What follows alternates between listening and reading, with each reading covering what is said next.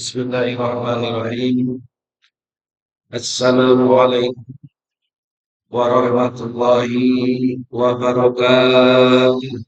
Pagi yang penuh berkah ini kita masih membahas tentang bab tauqir al-ulama'i wal kibair wa ahli fadli wa taqdimihim ala ghairihim.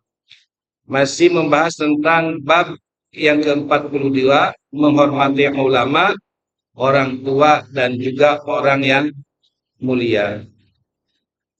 Nah, ada hadis yang keempat yang dikutip oleh Imam An-Nawawi dalam kitabnya Riyadhus Shalihin. Hadis dari Abu Yahya, beliau ada yang mengatakan namanya adalah Abu Muhammad Sahal bin Abu Asmah Al-Ansori. Beliau berkata, Abdullah bin Sahal dan Muhayyisah bin Mas'ud berangkat ke Khaybar, ke sebuah negara. Dan pada saat itu penduduk Khaybar memiliki janji dengan Rasulullah Shallallahu Alaihi Wasallam, yaitu sebuah janji perdamaian. Karena ketika itu adalah ada konflik peperangan. Fatafarraqu, kemudian Abu Sahal dan Muhayyisah ini berpisah. Fa'anta Muhayyisatu ila Abdillahi bin Sahal wa huwa yatasakhotu fi damhi qatila. Nah, kemudian Muhayyisah itu mendatangi Abdullah bin Sahal pas meangkeun yatasakhotu fi damhi qatila. Maka beliau Abdullah bin Sahal ini telah terbunuh dalam keadaan fidamhi qatila, berlumuran darah. Fada, kemudian beliau itu menguburkannya. Tsumma qadimal Madinah, kemudian Muhayyisah ini datang ke kota Madinah dan bersama Abdurrahman, beliau pergi bersamanya langsung menemui Nabi Muhammad Sallallahu Alaihi Wasallam. Fadhahaba Abdurrahman yatakalam. Kemudian Abdurrahman mulai berbicara. Kemudian faqala, maka Abdurrahman berbicara.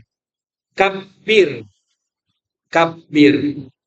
Ceknya na ceneta kabir non taatina. Maka dipersilakanlah kepada yang lebih tua berbicara kepada Rasulullah.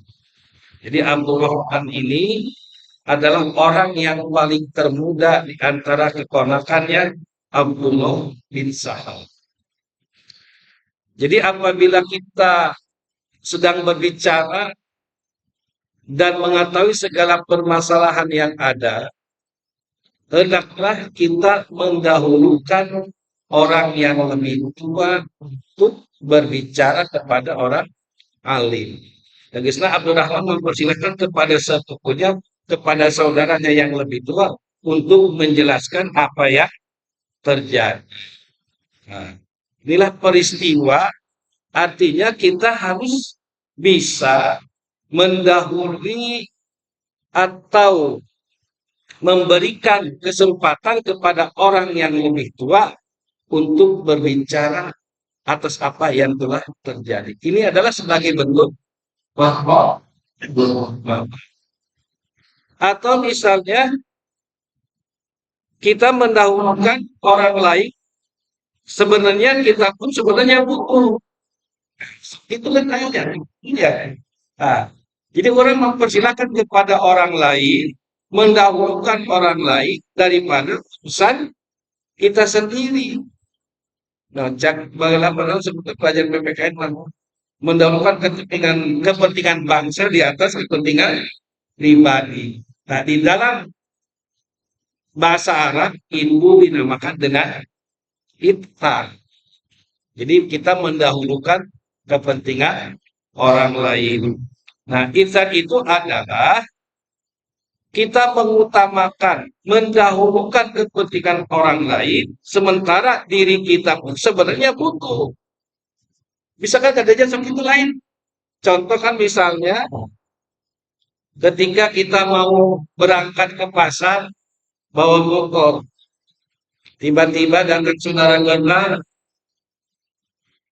minjem motor mau ke pasar, kira-kira dibalik itu motornya, diizinkan, pasti diizinkan. Peristiwa itu. Padahal orang butuh. Tetapi kita mendahulukan orang lain yang lebih penting kebutuhannya untuk berangkat ke rumah sakit. Nah, ini juga pernah diriwayatkan di dalam Al-Quran surat Al-Hasr surat 59 ayat 9. A'udzu billahi minasyaitonir rajim. Bismillahirrahmanirrahim. Wala tajiduna fi syudurihim hajatan mimma tuwayyiqu ala anfusihim wa yutiquna ala anfusihim walau kana bihim khososoh. Al-ayat. Wala tajiduna fi syudurihim hajat, dan mereka maksudnya adalah kaum Ansor tiadalah menaruh keinginan surihim di hati mereka hajatan terhadap apa-apa yang mereka berikan kepadanya. Untuk lewaitiluna ala anfusihim, dan mereka mengutamakan orang-orang muhajirin ala anfusihim atas diri mereka sendiri. Jadi kaum Ansor ini mengutamakan kaum muhajirin yang datang dari Mekah ke negaranya. Jadi kaum muhajirin ini adalah sebagai Islam karena dia hijrah dari Mekah ke Madinah. Walau kana bihim khossoh, sekalipun pada dasarnya mereka kesusahan. Luar biasanya. Nah, berarti ayat ini memberikan ibrah kepada kita, kalau ada seseorang tamu datang ke rumah kita, apapun yang ada, kita harus usahakan dan bisa memuliakannya. Nah, jadi kita harus mendahulukan orang lain, ya, karena pada dasarnya itu adalah sesuatu yang lebih baik, karena memang kita mendahulukan kepentingan orang lain. Dan kita juga harus bisa memperhatikan bahwa kalau kita mendahulukan orang lain, itu salah satunya juga kita bisa mensyukuri apa yang telah Allah berikan kepada kita. Sebagaimana hadis yang diriwayatkan oleh Imam Al-Bukhari bahwa Rasulullah Shallallahu Alaihi Wasallam bersabda, "Idza naqahu ahadukum ila man futila alaihi fil mali wal khalqi."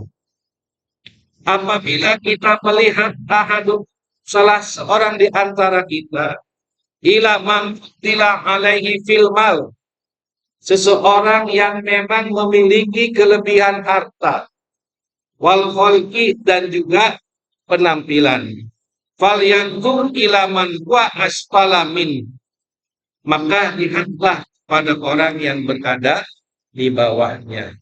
Jadi apa yang kita miliki, ya kita harus kita syukuri.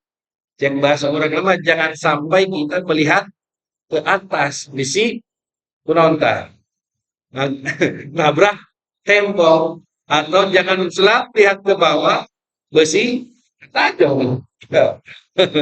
Jadi apa yang kita ada, kita nikmatin dan juga harus kita syukuri.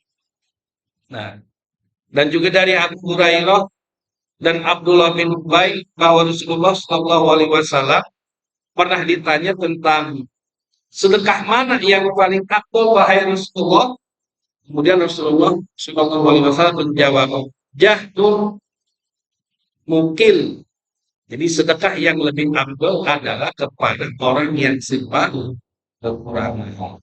Jadi lamun sedekah ya kajelema anu membutuhkan, lamun rek mere berarti tinggal heula.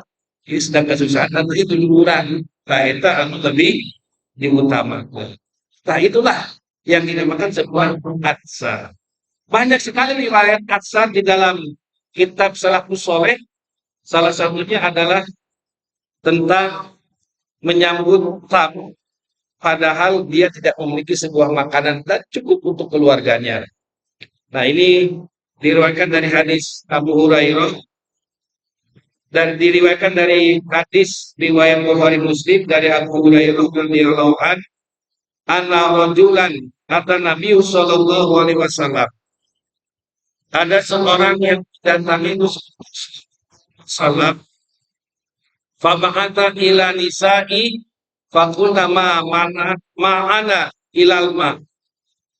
Seorang tamu itu dalam keadaan lapar. Ya, ayat tamu datang kepada Rasulullah dalam keadaan lapar.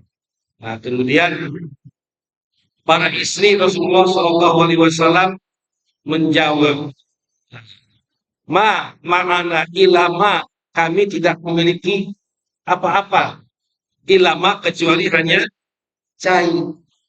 Jadi ayah seorang laki-laki datang kepada Rasulullah, kemudian dia keadaannya sangat lapar. Maka Rasulullah berkata kepada istrinya bahwa sungguhlah tamu itu dengan makanan yang kita miliki itu, tapi nanti ma'ana ilah cek istrinya kita hanya memiliki air saja. Faqala Rasulullah sallallahu alaihi wasallam. Kemudian Rasulullah sallallahu alaihi wasallam bersabda, "Mayyabu aw yudhifu hada." Siapakah di antara kalian yang ingin menjamu orang ini? Jadi dipersilahkan kepada para sahabat, siapa yang menjamu tamu ini?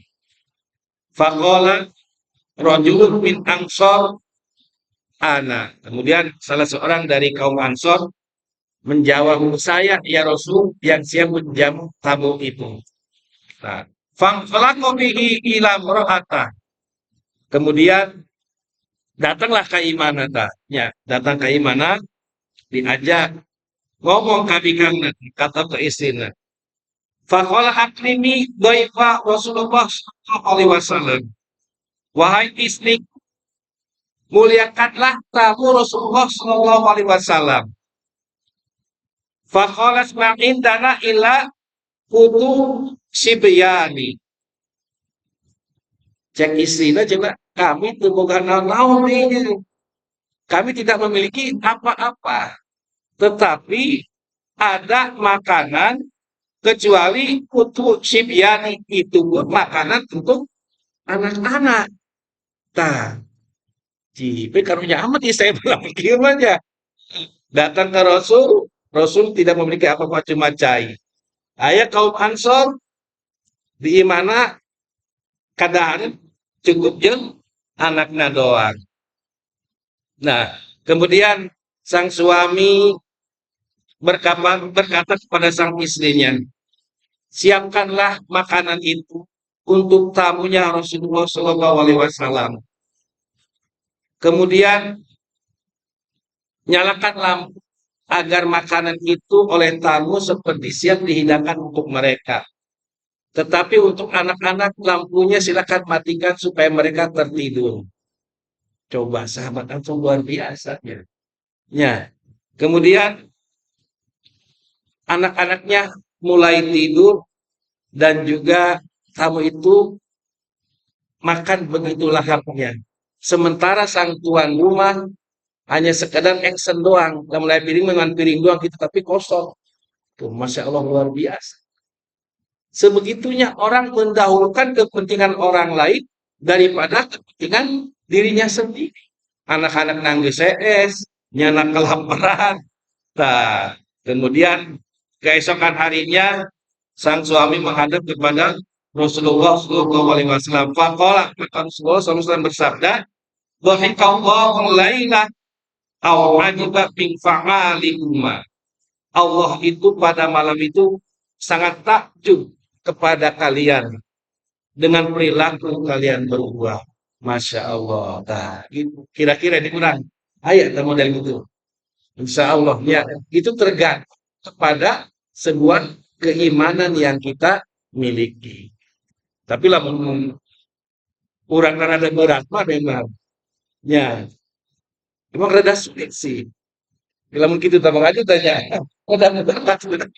Kayaknya, begitu apa ya jangan gue kacang atau minuman geus balik ke dino di baik tadi itu kawan kan bisanya. Tetapi memang sangat sulit, tetapi pahala yang akan kita peroleh itu sangat luar biasa. Terlebih-lebih kebaikan itu dilakukan pada bulan sekarang, yaitu bulan Ramadan. Kata Imam Fakhrul Razi, annal maksiata fiha asadu liqoban. Barang siapa yang melakukan dosa, barang siapa yang melakukan kejahatan, melakukan kemaksiatan, fiha di dalam bulan Zulqa'dah ini atau di bulan Muharram, asad iqoban, maka dosanya itu sangat berat. Wa ana ta'ata fiha aktaru sawab. Apabila kita melakukan ketaatan, melakukan kebaikan-kebaikan kepada orang lain, tapi di dalam bulan Muharram ini, di dalam bulan Dzulqa'dah ini, aktar tawabat, maka pahalanya akan berlipat ganda. Masalah tadi. Coba lakukan untuk abakannya. Yang bersedekah dengan seluruh hartana. Apa disedekahkan? Makanya cek Sayyidina Umar, aku tidak pernah bisa mengikuti Abu Bakar. Saya memiliki hartaku, sebagian saya sedekahkan dan sebagian saya bagikan untuk keluarga saya. Tuh, ya. Tapi mudah-mudahan ada cerita ini kita bisa terinspirasi untuk selalu menebar kebaikan untuk kemaslahatan umat atau untuk kepentingan orang lain. Insya Allah. Hadirin jamaah kajian subuh yang berbahagia. Kemudian hadis yang kelima dari 353 dari Jabir radhiyallahu an, anna Nabi sallallahu alaihi wasallam kana yajma'u bainar rajulaini min qatla, bahwa Rasulullah sallallahu alaihi wasallam mengumpulkan dua orang laki-laki dari korban perang, yakni fil qabri, mengumpulkannya di dalam satu lubang kuburan. Tumayaku kemudian berkata, ayyuhal aksanu akhdalil Qur'an. Cek Rasul, manakah di antara orang ini yang lebih banyak hafal Al-Quran? Fa'idha usyirolam ila ahadihima. Kemudian salah seorang di antara mereka itu memberikan isyarat kepada salah satunya. Qaddamahu fil lahdi. Cek Rasul, maka masukkanlah ke liang lahat terlebih dahulu. Nah, dari hadis ini kita bisa mengambil sebuah pelajaran bahwa yang pertama memang diperbolehkannya menguburkan dua orang dalam satu liang kuburan. Tentunya namun dipersiapkan kita dalam keadaan darurat seperti mentanin hawurinya. Tapi lamun ayahnya mah sudah naon cari liang lain yang ini biasanya lamun di penduduk yang padat. Ya seperti di Jakarta gitu yang status mahal. Inilah landasan daripada diperbolehkannya mengumpulkan jenazah dalam satu liang kubur. Yang kedua, memberikan penghormatan kepada orang yang hafal Al-Quran, memuliakan. Karena Rasul menyuruh yang pertama dikuburkan adalah orang yang banyak hafal Al-Qur'annya. Nah, inilah karena memang tugas kita selaku umat Islam untuk selalu berinteraksi dengan Al-Qur'an. Coba kau malah menikmati syukuran waktu baca Al-Qur'an. Ya, cenah kitab suci Al-Qur'an tadi dibaca, tinggal baca tadi itu saja. Sementara di dalam hadis, Iqra'ul Qur'an ya'ti yaumal qiyamah safi'an linas. Bacalah Al-Quran oleh karena pada hari kiamat Al-Quran akan memberikan syafaat kepada orang yang membacanya. Tuh, ya, pendidikan lagi ya. Ya Allah,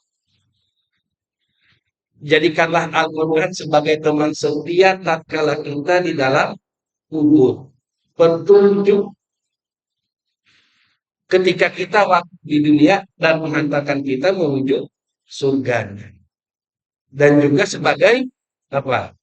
Cahaya ketika kita menjembatani jembatan Siratal Mustaqim. Karena kudu sering-sering kita membaca Al-Quran. Insya Allah. Siap ya. Kau mau sambil menghafalnya. Karena memang lamun kontak kurang sering ngapal Al-Quran, itu insya Allah kurang mual pikul. Karena syarat supaya mual pikul kurang kudu sering baca Al-Quran. Jadi murojaah. Nah, jadi lamun orang ulah sampai pohon, ulah sampai pikul, maka kita di umur sisa umur orang dia, ayo orang terus belajar Al-Quran. Ya, atau kita sering membaca, sambil membaca tafsirannya, membaca terjemahannya itu jauh lebih baik. Insya Allah. Ya, mudah-mudahan kita semua diberikan segala kekuatan oleh Allah Subhanahu wa Ta'ala, sehingga kita bisa dan mampu untuk selalu menghormati orang yang alim, orang yang hafal Al-Quran, orang yang memiliki banyak keutamaan, memiliki ilmu tentunya. Dan juga kita selalu diberikan kesabaran atas apa yang menimpa diri kita. Amin, amin, ya rabbal alamin. Kebenaran datangnya dari Allah Subhanahu wa Ta'ala, kesalahan dari saya pribadi. Wallahu a'lam bishawab. Assalamualaikum warahmatullahi wabarakatuh.